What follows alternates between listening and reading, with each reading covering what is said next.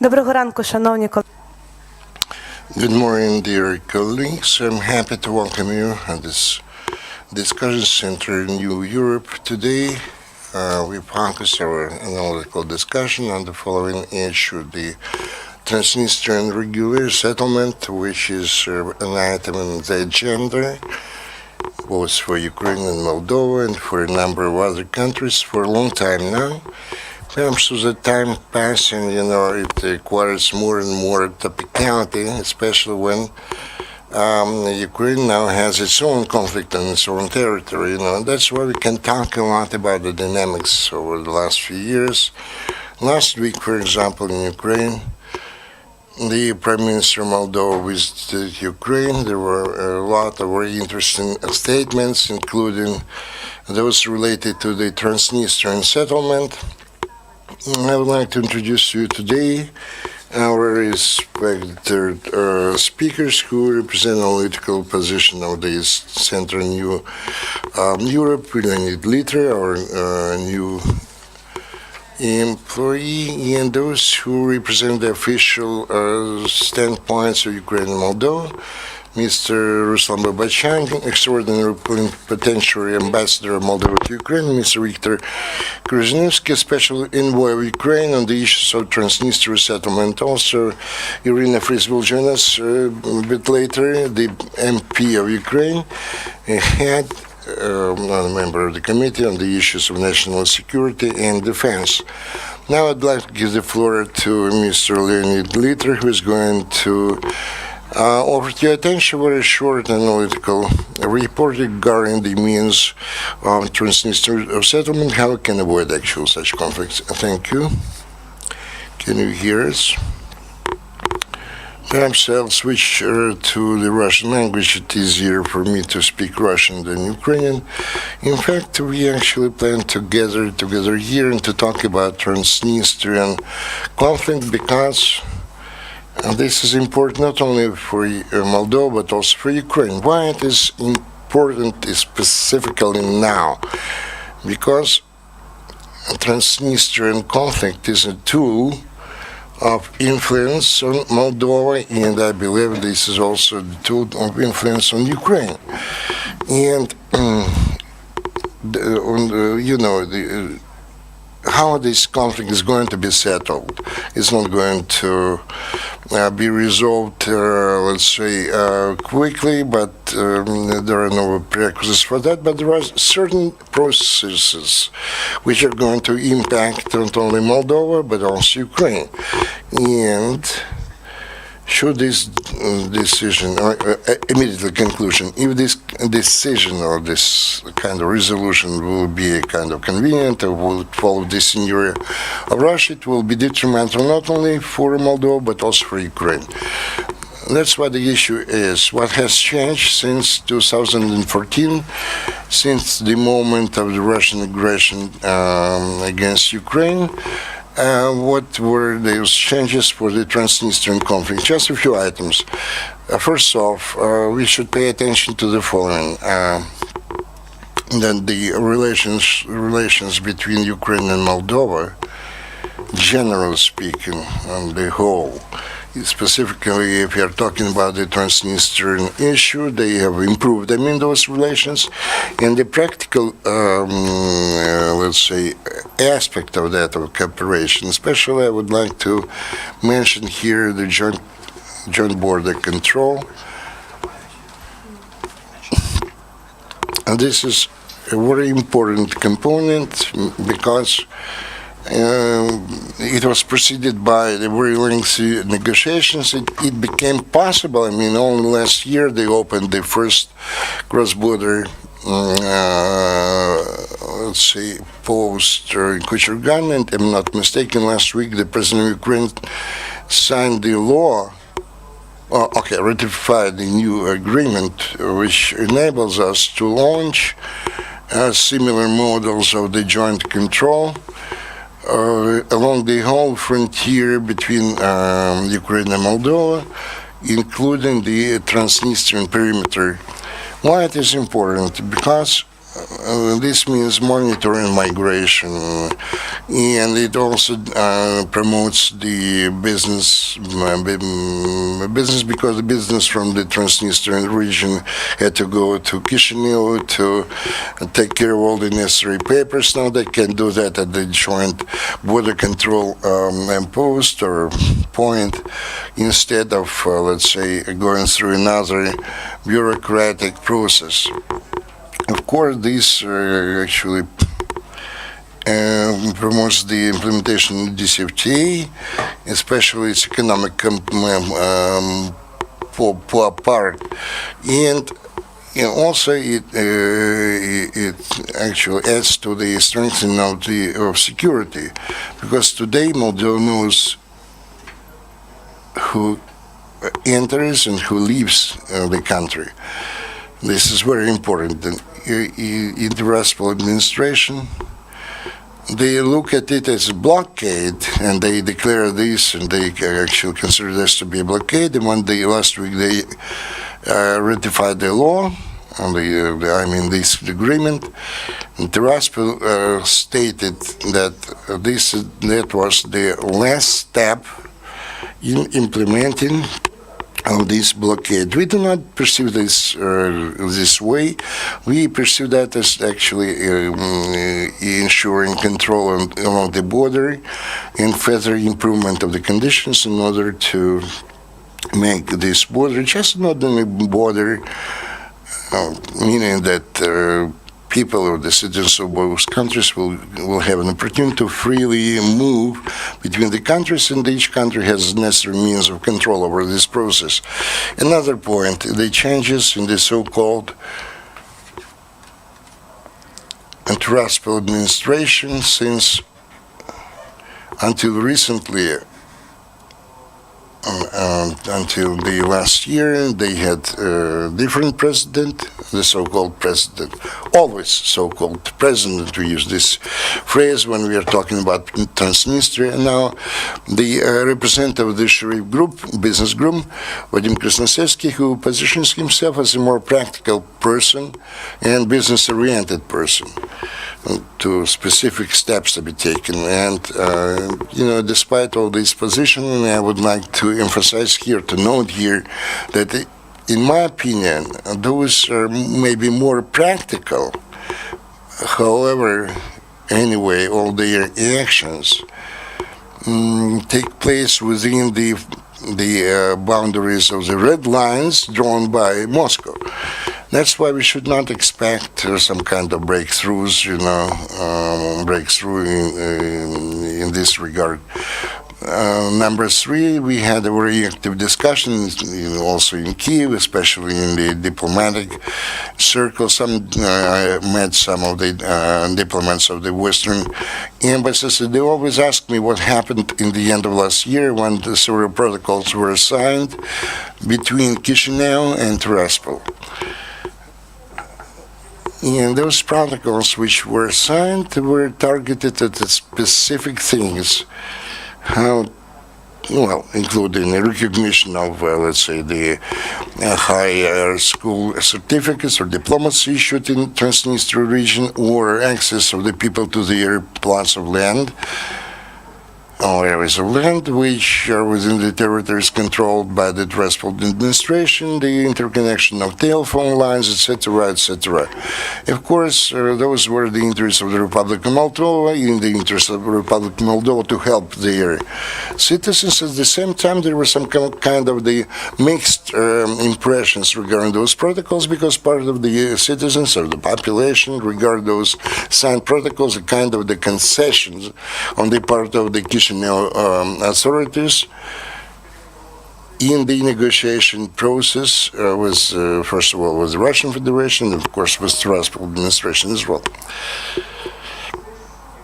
What else was surprising of late? That's in this region since 2014. The military exercise regular military exercise take place, but they were always in that region. But since the year 2014, they changed their format, because participating in those exercises where the group of the boys, which is GOTR, illegal troops, Russian troops, which are stationed on the territory of Moldova, and they participate in those exercises together with the so-called Transnistrian troops, and what all actions which take place there, of course, they give kind of the impetus, or they launch, not these threats actually, but they trigger some thoughts. Why such military exercises? Generally speaking, on the other hand, they strengthen the status of Russia as the party in this conflict. And maybe I repeat myself, this is my opinion, I repeat myself, but Russia of late has tried to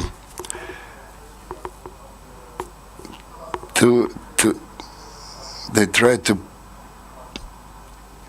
actually to present this conflict as the conflict between inter-Moldovan conflict between Transnistria and Chisinau and Tiraspol. I mean, and such military exercises in the presence of the Russian troops actually prove the status of Russia, the party in this conflict, which has been always there in this. I mean, this status since 1990s, when they actually signed the ceasefire treaty or agreement. And the last thing I would like to talk about the status of the OSCE and what changed regarding this status. In my opinion, OSCE changed not for the better in Chisinau, because if previously the military exercises took place even with the participation of the so-called Transnistrian troops without Russian troops, OSCE respond to that to some extent. But now, when the Russian troops are involved in those exercises, OSCE, at least officially, did not respond to that. And I believe this is a step back. And also, if you're talking about OSCE, we can talk that in Moldova there is a specific thing. If you look at this mission and their mandate, you can see that the major objective of that mission, the main mandate of that mission is to promote resolution or the settlement of this conflict and preserve the, let's say, integrity of the Republic of Moldova, etc., and sovereignty. And I believe that what is being done now by the OSCE mission Moldova, their actions not always correspond to this major objective. As one of the diplomats told me in Kiev, he said that, and it seems to me that if something like that happened in Ukraine, the mission would be actually shut down or closed immediately the next day. And just in order to finish this, my assessment of the OSCE mission, I would like to say a few words about Mr. Frattini, the former Minister of Foreign Affairs, and if I'm not mistaken, the Euro Commissioner or the Deputy Commissioner. Mr. Frattini actually came up with some of the comments which do not correspond, in my opinion, to the understanding which we have regarding the Transnistrian conflict, including impossibility of withdrawal of the Russian troops from the Transnistrian region. And this was said by the representative of OSCE. A special representative of OSCE said that. And when the special representative of OSCE select Russia today in order to convey some message to everybody, of course, this is also a certain signal to initially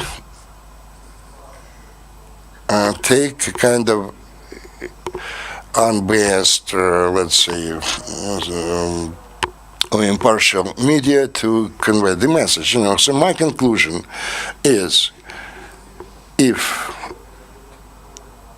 any any partial even settlement or resolution will take place in Moldova, which would be done according to the Russian scenario, this will be also bad for Ukraine, because then they would say in Russia, you see, Moldova actually would wish to resolve their conflict, and Ukraine doesn't want to do that, and because Ukraine doesn't want that, not because we block anything, because if we did that, this would not have happened in Moldova, So it seems to me there is such a desire, as strange as it may sound, but this was actually, it was expressed in one of the statements. Mr. Frattini, he was talking about what happened in Moldova regarding the Russia and what has to be done, and this also talks about some of the priorities. And if we are going to embark on the road of the permanent concessions, then there will be no stimuli in Moldova to resolve this, in Transnistria to resolve this conflict, because they will be happy with the concessions which were already provided. Thank you, Leonid, regarding your analysis of the Transnistria conflict, and now what has been mentioned in the analytical note and in the speeches. Now I'd like to give the floor to Mr. Ruslan Bolbochan, extraordinary and plenipotentiary ambassador of Moldova, Republic of Moldova to Ukraine, for you to share your impressions regarding this possible resolution of this conflict. Are we approaching this kind of resolution or not, or this is going to be frozen down? Thank you very much for an opportunity given me to participate in this very important event. The topic of the Transnistrian resolution is really very urgent and topical. And we do appreciate, and we are very much grateful to Ukraine for your support and the attention paid to what is going on in our country, for your support for the Republic of Moldova. I would like to start with the title of our event. How to avoid traps in the settlement of the Transnistria conflict, because the history of Transnistria conflict is sprinkled with different cases. There were a lot of, let's say, ups and a lot of, unfortunately, downs. When there was some period of time when everybody was, let's say, the raptures of some kind of good results, but there were also a lot of disappointment, and we have to take those into consideration when we are talking about the progress in these things. So I would like to briefly share the official position of the Republic of Moldova, which is well known. We are for the all-embracing and the vital political settlement Transnistria conflict based on the territorial integrity and the independence of the Republic of Moldova within the framework of the internationally recognized frontiers and borders, with the preservation of the special status for the Transnistria region. We are for continuation of dialogue in the format 5+2. It hasn't been mentioned, but this is the only internationally recognized format, international platform for such negotiations. We are going to continue to support the negotiation of all the issues included in the agenda, including a very important issue, the opening of the so-called third basket of the political settlement of the conflict. Very important thing regarding the military presence. We are for transformation of the peacekeeping mission with the international mandate. We are for the complete withdrawal of the Russian troops from the territory of the Republic of Moldova and actually carrying away all the ammunition from territory of Moldova. And this voice of ours, we voiced that at all the platforms. We would like to continue the negotiation between the two parties on the level of the official representatives and at the level of the working expert groups. And this dialogue can actually bring you a certain positive results to ease the tension between the two countries. As Mr. Leader mentioned, the signing of those 5 protocols last year was one of the examples of such a dialogue. We confirm our preparedness to discuss the issues associated with the Transnistrian number plates on the vehicles in order to seek and find some adequate decisions. I would like to emphasize for you to understand that we can see only one political resolution of the Transnistria conflict, and there are no other means or tools to do that. Of course, when analyzing the Transnistrian conflict, we have to take into account the aspects of the military, security and order. And no less important, we have to take care of other aspects, political aspects, social aspects of the process of the settlement of this conflict. Also, I would like to emphasize here, to note here, that the citizens of Transnistria region in the communications, they enjoy a practical advantage, which leads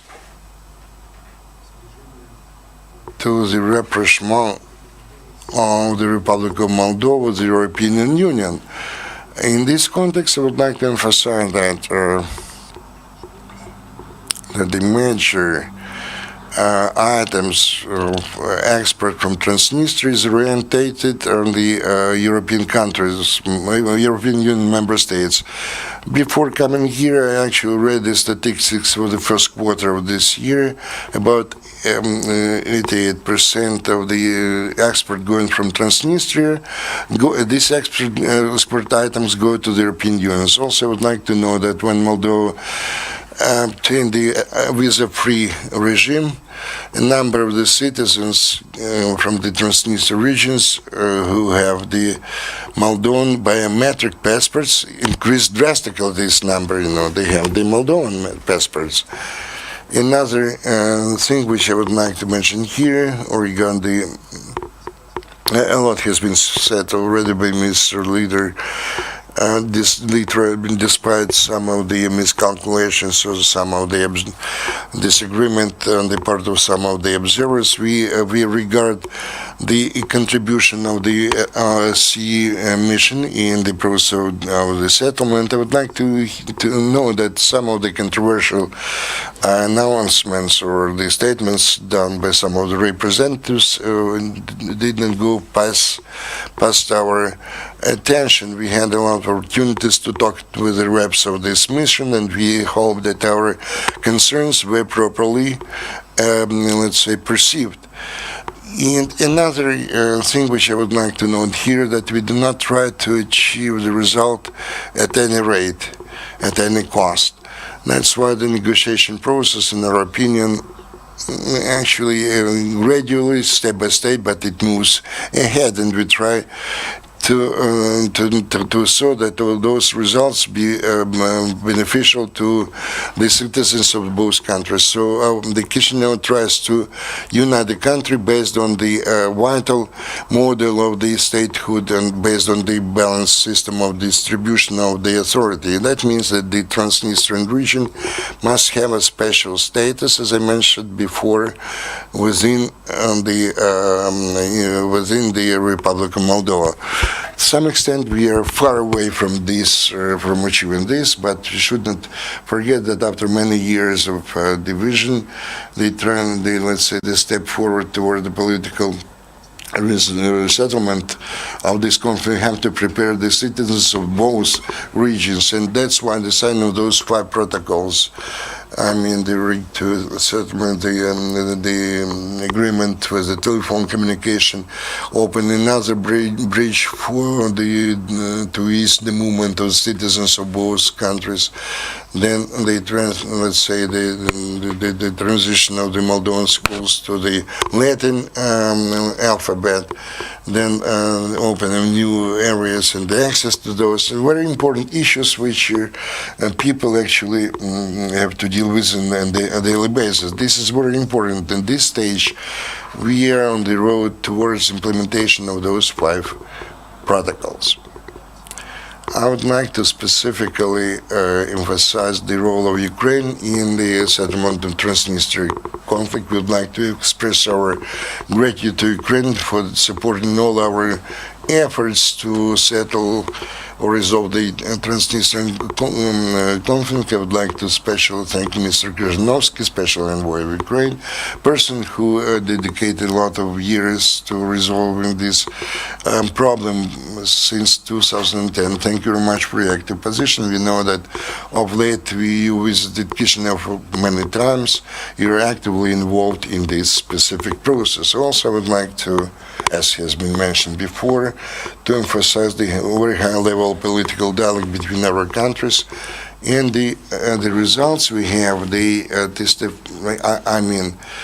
The results of the recent visit of the Prime Minister of the Republic of Moldova, Pavel Filipa, to Ukraine.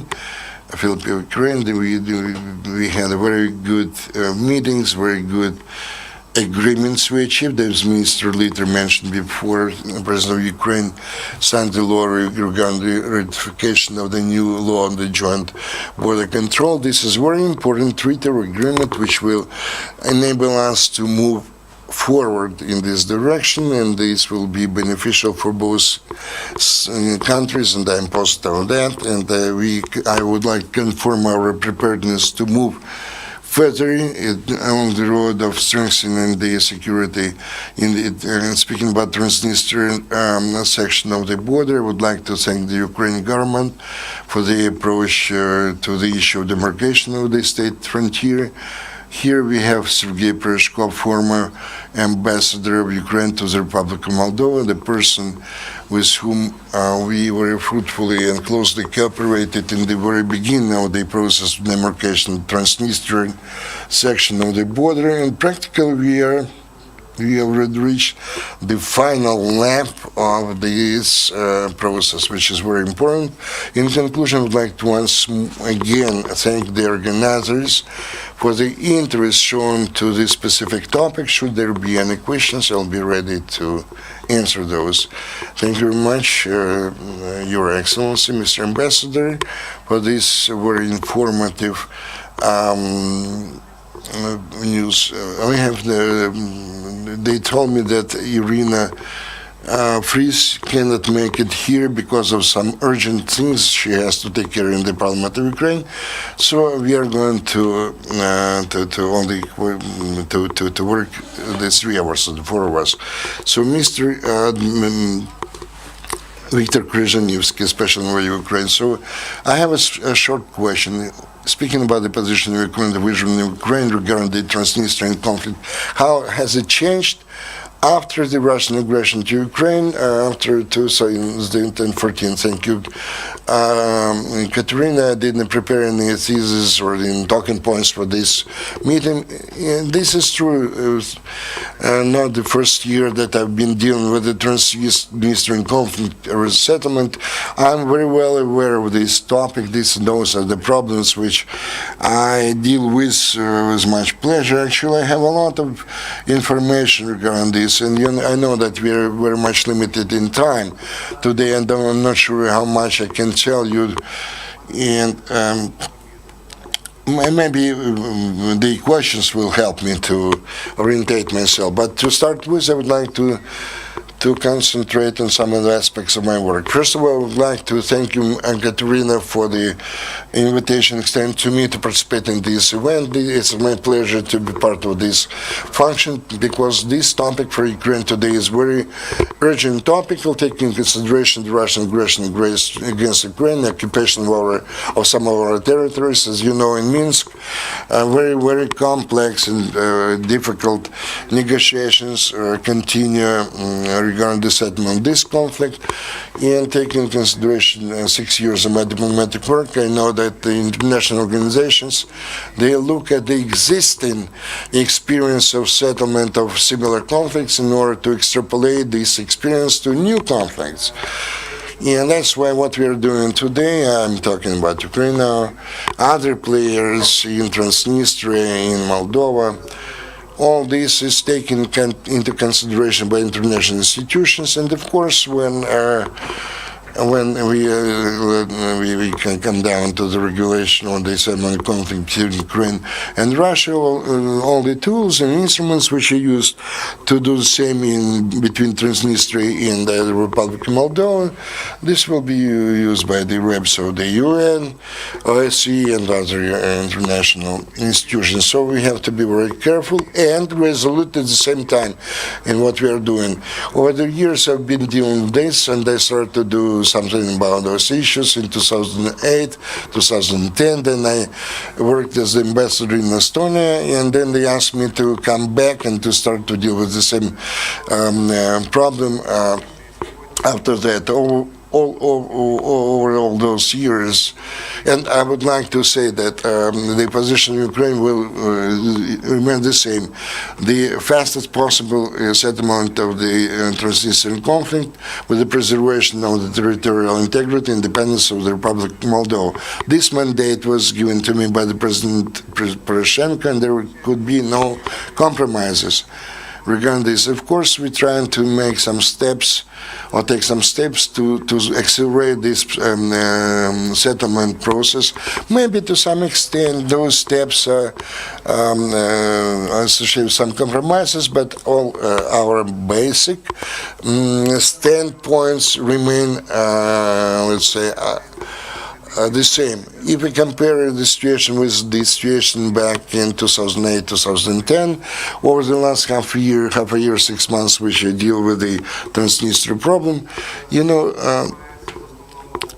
not a lot has changed. But the negotiators dealing with the technical issues most of all. Of course, they are very important, especially for the population residing on both sides of the Dniester River. These are the daily problems they encounter every day, and we have to resolve those.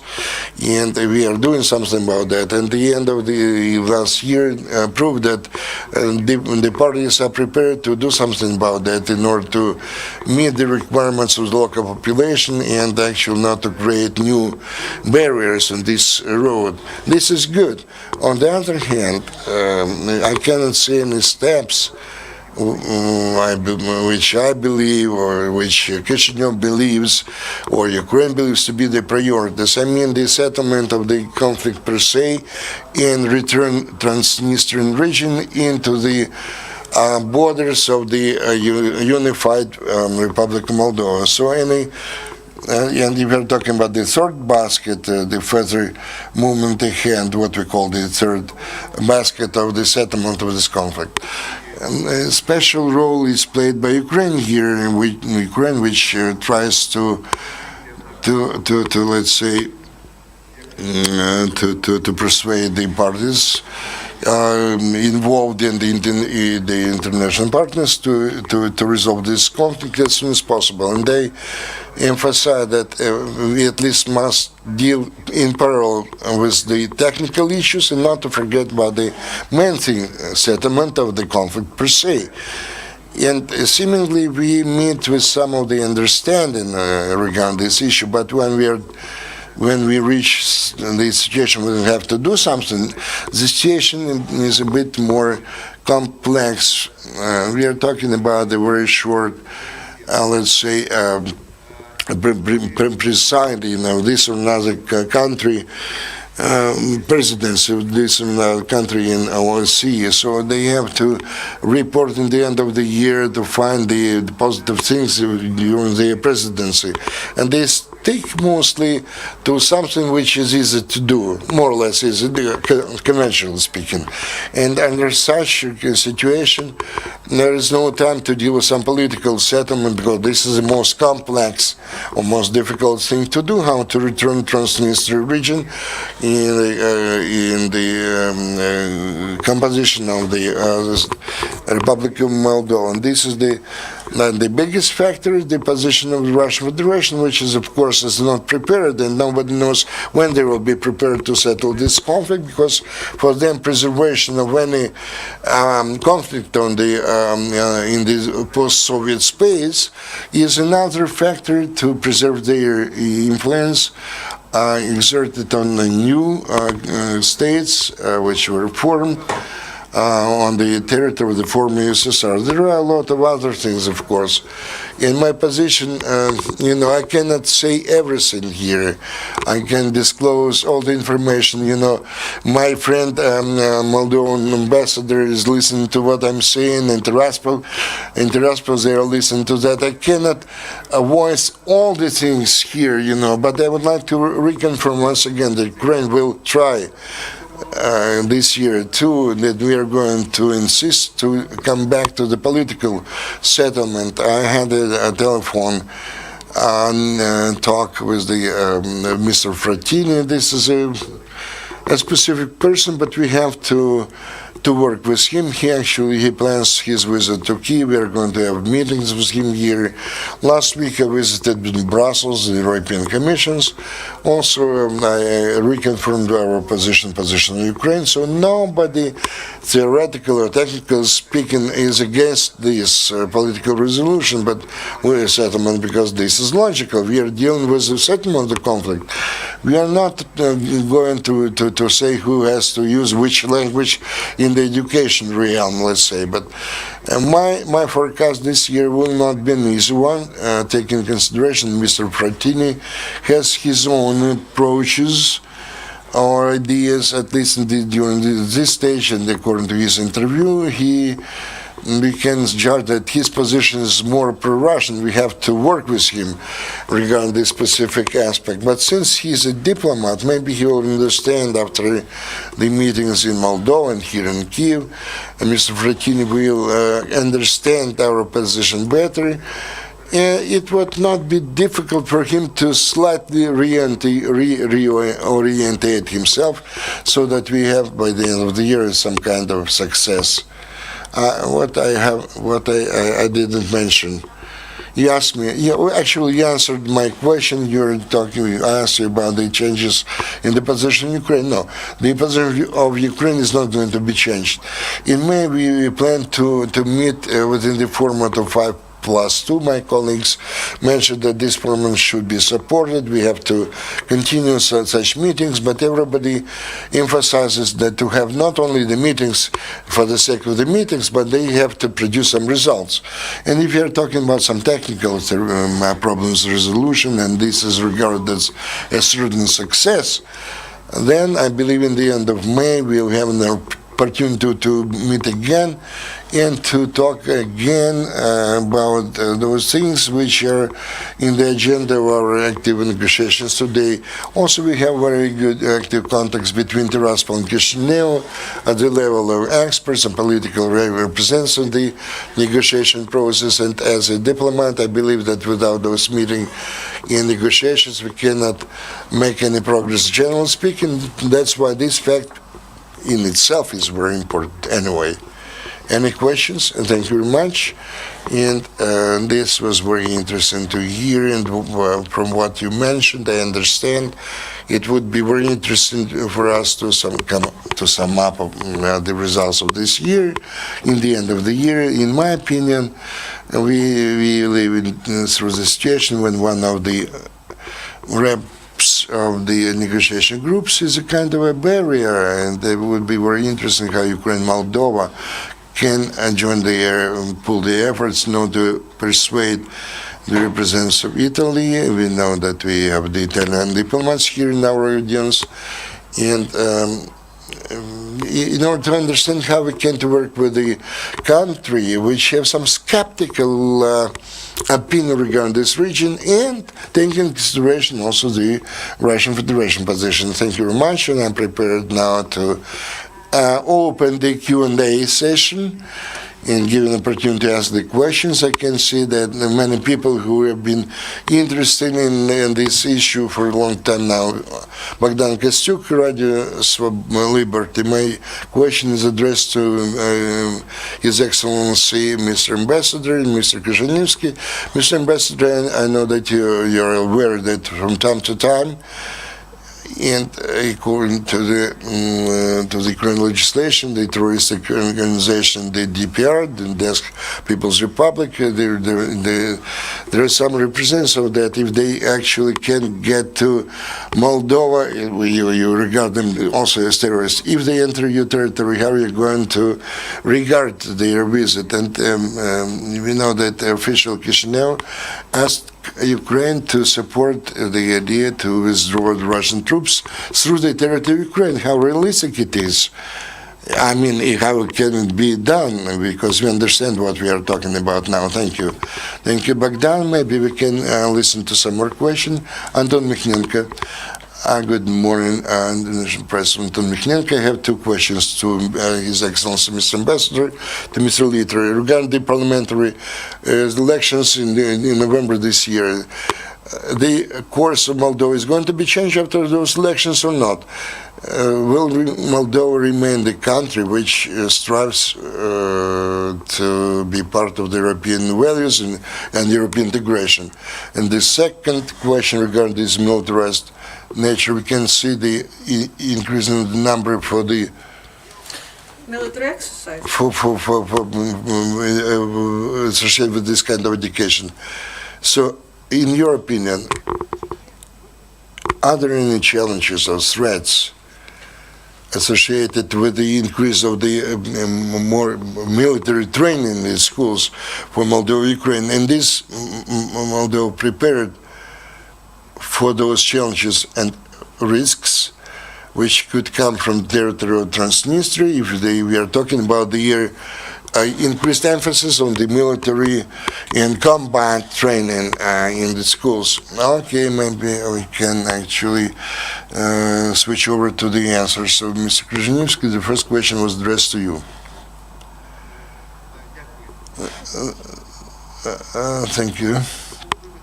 Speaking about withdrawal of Russian troops from territory of Transnistria, I would like to tell in 1999 I visited Istanbul when they were preparing the issue of withdrawal of the Russian troops from Transnistria. We were working day and night, and we were preparing the draft of that document. Nobody believed that that document was going to be adopted, taking into consideration the Russian point of view, position. We did not sleep a wink during the night. I was younger, but when Yeltsin anyway agreed to accept that document, that was general document, the decision of the Istanbul summit. One of the items was withdrawal of the Russian troops. Everybody were, actually very much animated because we were happy that we brought to the logical end one of the most important issues. We did not believe it to the very end. I was one who did not believe that this will be brought to the logical resolution or settlement. And when we were talking about the withdrawal of the Russian troops from the territory of Ukraine, so one of the things was the position of Ukraine regarding this using our railroads or the airspace to withdraw the Russian troops. Then we gave our agreement, and the then President of Ukraine, Mr. Kuchma, who was present at this Istanbul summit, actually confirmed that. So that issue we already worked in the past, and there is nothing new.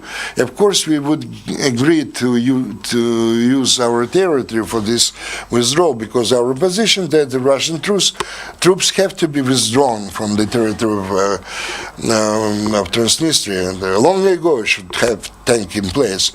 Actually, yesterday I wrote in Twitter that Rogozin, not myself, but Rogozin wrote in his Twitter that they were not going to do that because this would destabilize the situation around this conflict. Also, in the State Duma, in their parliament, they say that the situation in Ukraine is unstable, how we can actually carry the ammunition through this territory. Those statements are kind of associated to people who can call mental cases, So they are going to stick to anything and try to find some new elements which would prevent this kind of withdrawal. Our position, I repeat myself, is the same. We are going to ensure absolutely easy and a very easy withdrawal for the Russian troops from our territories if the Russia agrees to that.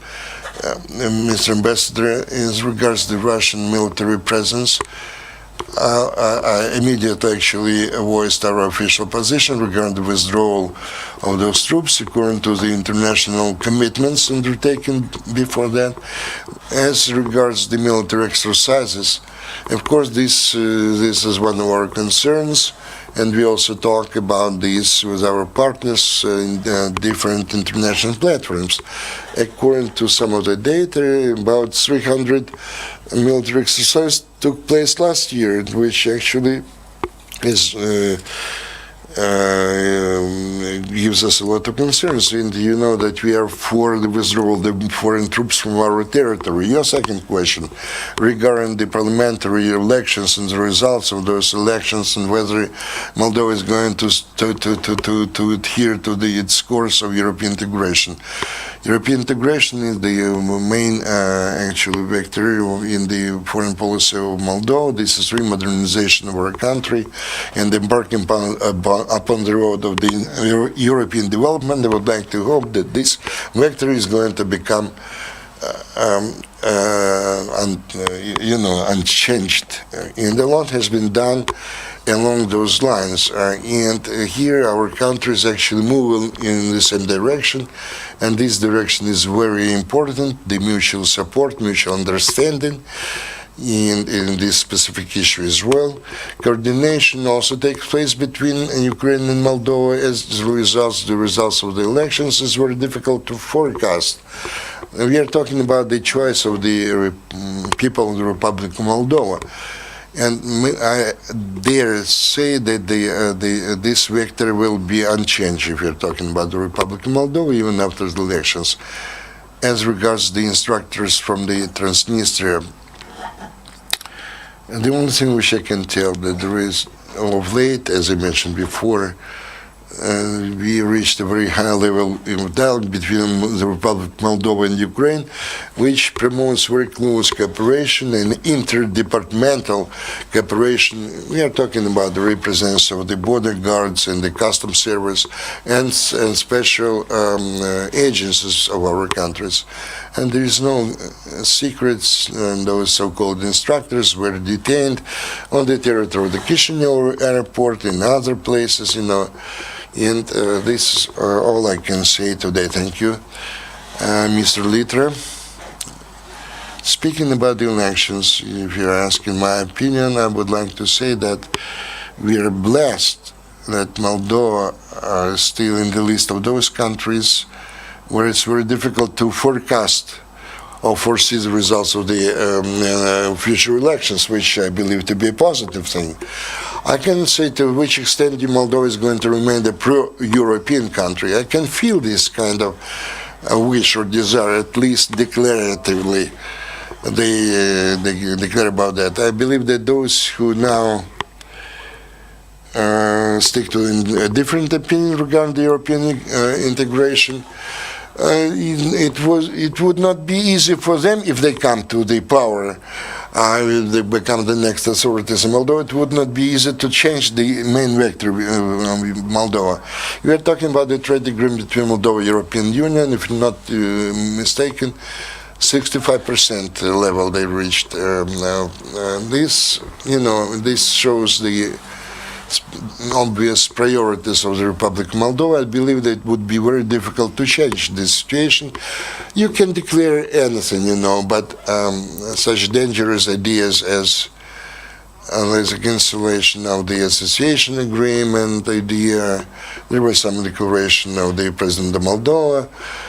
I believe that those were done more for the domestic ears, so to say.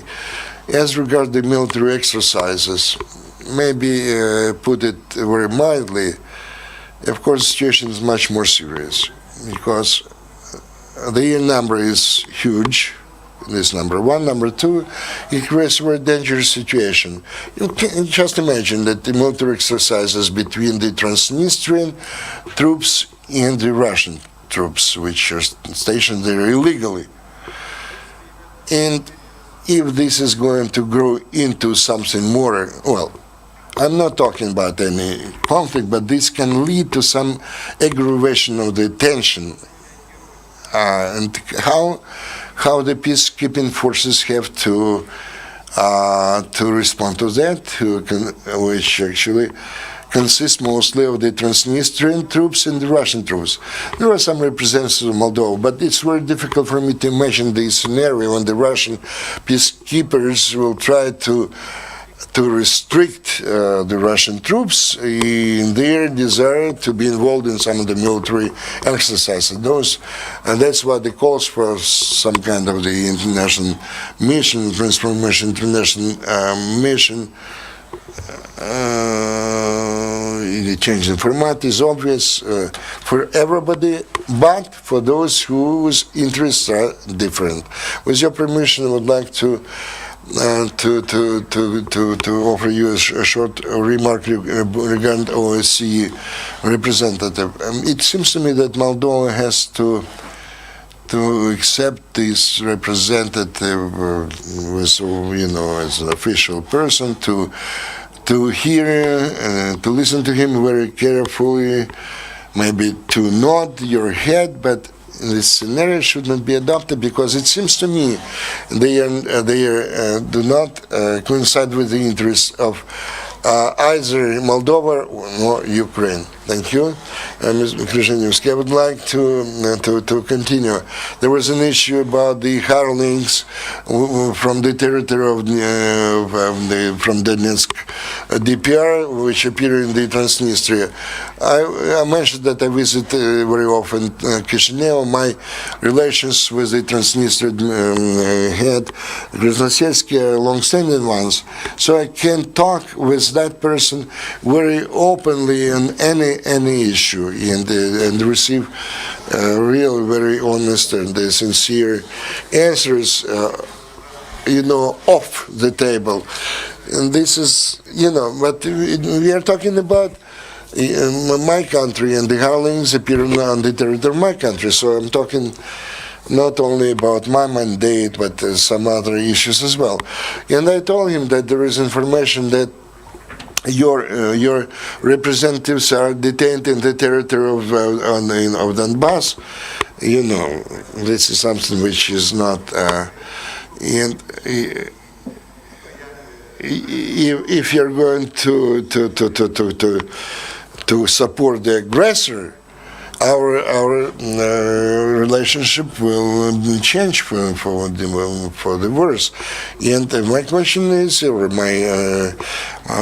actually ask him how they can actually prevent this kind of appearance of the hirelings from Transnistria in Ukraine, etc., and what kind of steps they are going to take.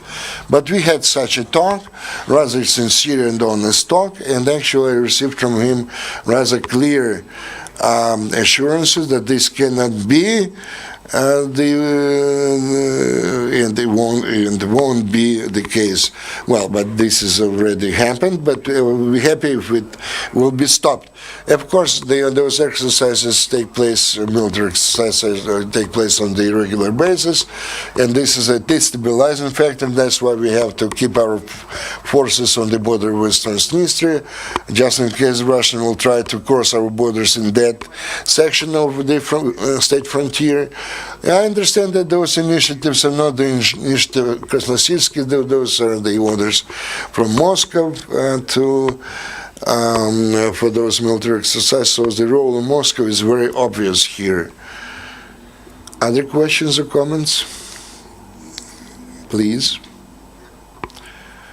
Tomasz Wojko, the Polish embassy. I have the question to Mr. Viktor Kryzhanivskyi. Today we talked a lot about the position of Russia and Moldova, Ukraine, so I would like to ask you about the position of other partners. How you evaluate those standpoints or positions, and to which extent and those are orientated to the success in the specific. This is a very good question. Of course, since I'm one of those, and all of us, we are members of, conventionally speaking, one and the same team, of course, we have different interests, we have different stands or positions in our outlook for the future. But we work together, and to give assessment to my colleagues, this would not very good of my part to do that for the known reasons. We try to find compromises, and we try to do everything in order to those discrepancies which we have in our positions not to influence too much the general position. We have different relationship. I'm a person of principle, and when I try to defend the position of Ukraine in this settlement, of course, sometimes I do not adhere to some diplomatic language. We have different situations. Sometimes I'm not going to give you any names, but we have different situations. But I'm not ashamed of that, because we are talking about the survival not only of the Republic of Moldova, but Ukraine as well. So myself, as a representative of Ukraine, I'm going to stick to a very strict position of Ukraine in those issues, but the general understanding is there in order to achieve some progress. How everybody visualizes this progress, this is a different story. We would like to achieve the fastest possible settlement. Somebody wants to give some lands from the left hand to the right bank of the Dniester. We can summon the 5+2 format, etc., etc. So everybody has its own vision how we can achieve this or another success, depending on the objective they regard the top priority. If there are no more questions, maybe I can give the floor for the closing remarks to to His Excellency Mr. Ambassador, then to Leo Litra, and we are going to give some announcements about our future plans. Once again, I would like to thank the organizers of this meeting. In my opinion, your initiative was very important. It's my pleasure that we had such a live discussion regarding the process of settlement of Transnistria conflict. Once again, I would like to emphasize the role of Ukraine in the process of settlement, and we do appreciate the Ukrainian position in this process.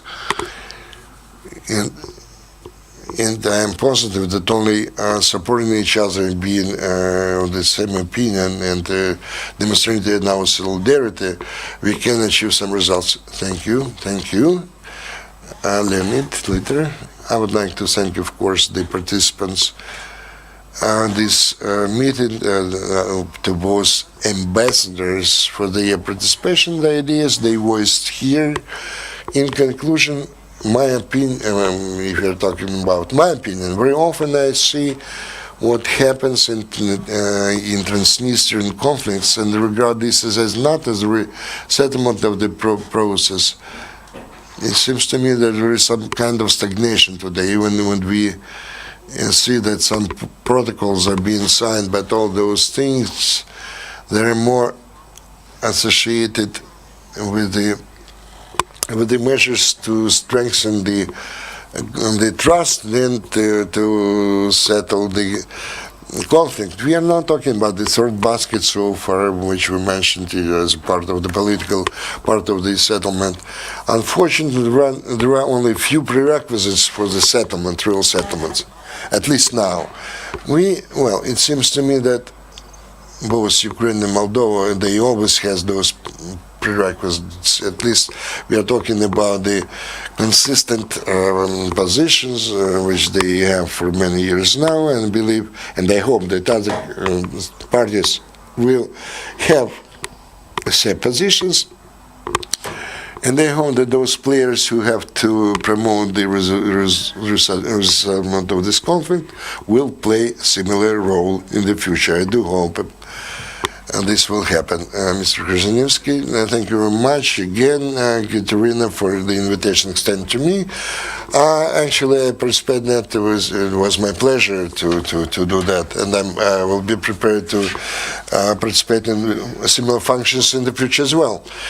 We are talking about the Moldovan position. They are talking about the status of the Transnistrian region within the composition of the Republic of Moldova. They are working on that. There is a kind of working name, the vision of the future status of Transnistria. This is not yet an official document or the finished document prepared for the signing. Those are just the initial elements how Moldova visualizes the settlement of this conflict and the status of Transnistria within the framework of the unified country. I believe this work will be, the preparation of this document will be finished this year. Then they're going to submit this document for the consideration of Transnistria. And I was talking with Mr. Transnistria from Transnistria about that. As soon as they receive this document, they will be prepared to consider that.